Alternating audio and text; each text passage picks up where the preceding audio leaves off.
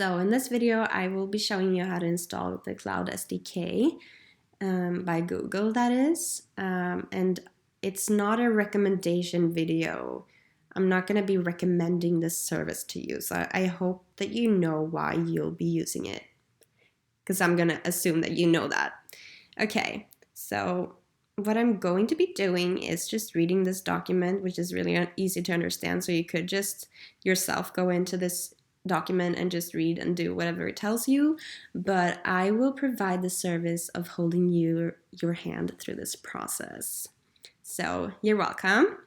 Let's start off by looking at the Mac OS version here, because I wouldn't be using anything else. You have to start by installing Python. Okay, I'm not going to go through that with you, so you're just going to have to do that on your own. If you don't have Python installed, you have to pause the video and come back. Okay, next thing you need to do is just download this package, and I will check what kind of platform I'm on. Let me see here. I already checked before. Look, 8664, great. So I'm gonna pick the top one. I'm so updated. Okay. And once it's finished, we'll extract that to wherever the computer decides to put this. We'll just wait and see. I have no clue. I've never done this before, obviously. Oh, great. So I put it in hämtade filer. That's Swedish, if you didn't know. Probably don't understand that. Look, I have some fonts here too. Great. We'll put this actually in development instead. Great.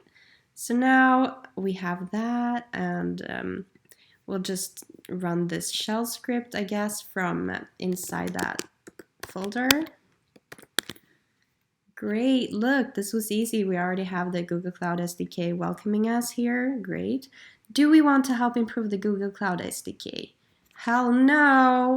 We don't want Google spying on us. Am I right? Okay, so enable the shell command completion. Listen, this is useful, so we're gonna do that. It's gonna add some paths and stuff to our RC. Great. Are we going to install the recommended modules? Yeah, we will do that. I have no clue what kind of modules they're talking about, but I just assume some things are going to have to be installed, all right? Great. I'm not going to visit this quick starts thing. I think it's going to be much easier than that. Let's just do gcloud init. And we have to let the RC file do its thing. So we'll just restart the terminal. Cloud init should now be available as a command. Great. And would you like to log in? Hell yeah, that would be useful. So let's just allow some stuff here. Don't know exactly what we allowed. We might have solar souls. Oh, hey, so I have been a busy bee. I already have 5 projects. Let's pick one of them. And we can use this opportunity to display how this actually works. So actually, if we put gcloud app browse, no, that's not the correct one. Browse, how do you spell?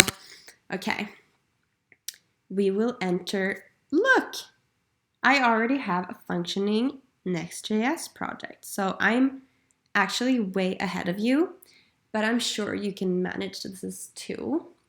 So I'm just gonna say to you, good luck.